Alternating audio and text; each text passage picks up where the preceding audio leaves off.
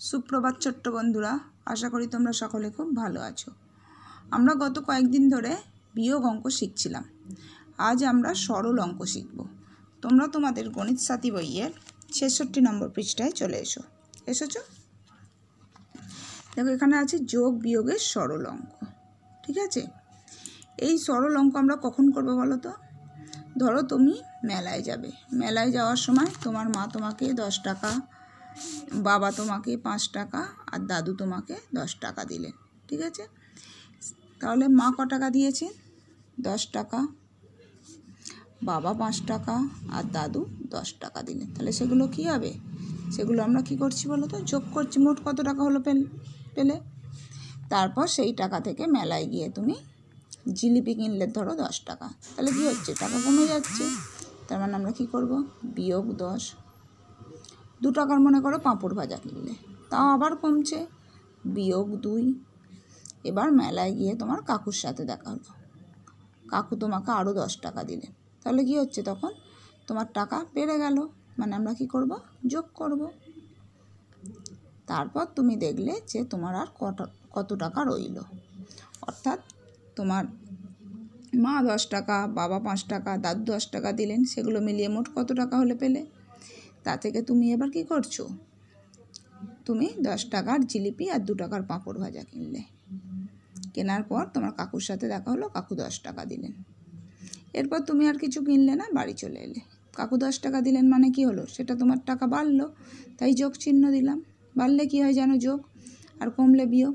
সেই মতোই এখানে করা হয়েছে।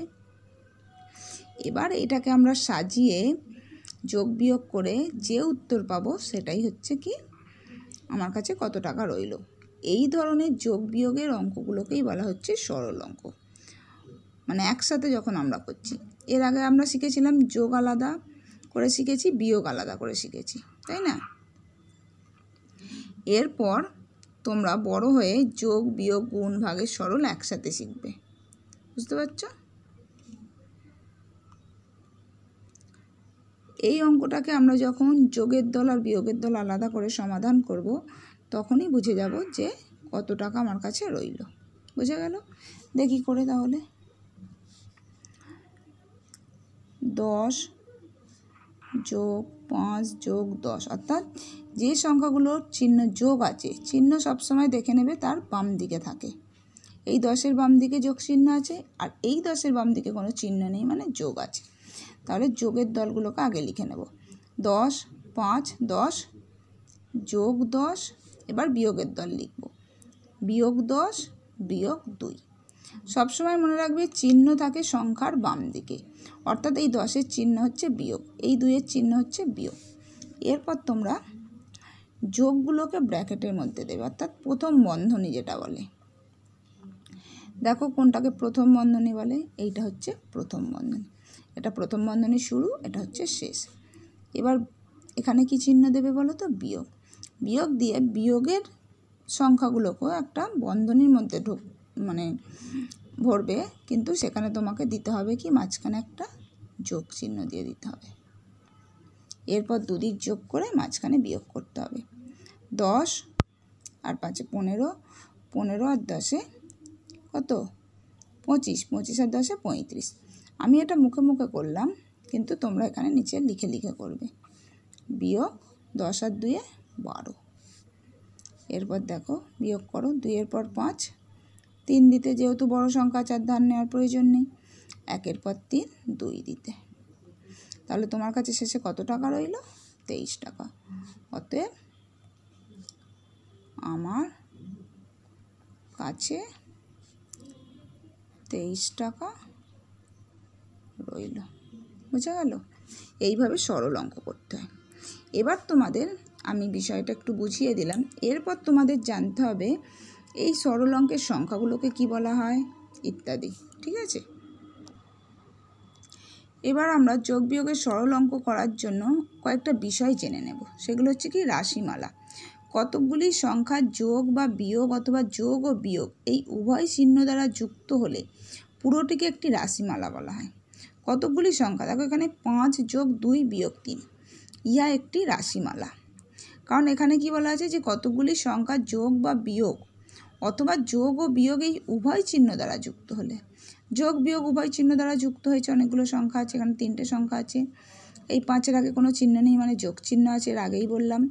আর 2-এর চিহ্ন যোগ আর 3-এর চিহ্ন বিয়োগ। চিহ্ন সবসময় থাকবে সংখ্যার বাম দিকে। তাহলে এই একটা রাশিমালা, বোঝা গেল রাশিমালা। এরপর আসছি পদ বা রাশি।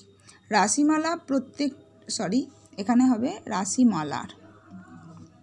রাশিমালার প্রত্যেকটি সংখ্যাকে পদ বা রাশি বলে।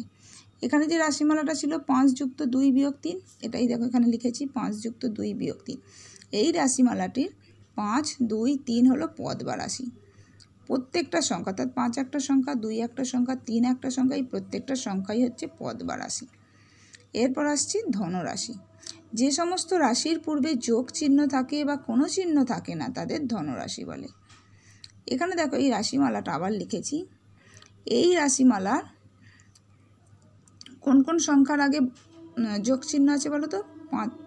5-এর আগে কোনো চিহ্ন নেই মানে যোগ, আর 2-এর আগেও যোগ আছে। তাহলে এখানে ধনরাশি কোনগুলো হলো? বলাই আছে যে সংখ্যার চিহ্ন যোগ হবে, তার মানে 5 আর 2 হলো ধনরাশি, সেটাই লেখা আছে। এই রাশিমালার 5 ও 2 হলো ধনরাশি। এরপর আসছি ঋণরাশি। যে সমস্ত রাশির পূর্বে বিয়োগ চিহ্ন থাকে তাদের ঋণরাশি বলে। দেখো এই রাশিমালাটা অর্থাৎ 5 যুক্ত 2 বিয়োগ 3, এই রাশিমালার 3 হলো ঋণরাশি, কারণ 3-এর আগে বিয়োগ চিহ্ন আছে। বলাই আছে যে সমস্ত রাশির পূর্বে বিয়োগ চিহ্ন থাকে তাদের বলে ঋণরাশি। বোঝা গেল? তাহলে এই সরল অঙ্ক করার সময় তোমাদের আগে এই বিষয়গুলো জেনে নিতে হবে, তারপর তোমরা সরল অঙ্ক করবে। এইমাত্র আমি একটা মেলায় যাওয়ার গল্প নিয়ে সরল অঙ্ক শিখিয়ে দিলাম। আরও একটা সরল অঙ্ক আমি তোমাদের দেখিয়ে দিচ্ছি, দেখে নাও।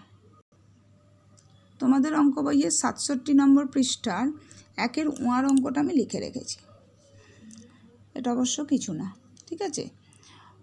দেখো কি আছে, 6 যোগ 4 বিয়োগ 5 বিয়োগ 3 যোগ 6। প্রত্যেক লাইনে কি করতে হবে? সরল অঙ্ক করার সময় সমান চিহ্ন দিতে হবে। তাহলে আমাদের প্রথম নিয়ম কি, যে যোগ দেওয়া সংখ্যাগুলোকে প্রথমে লিখব।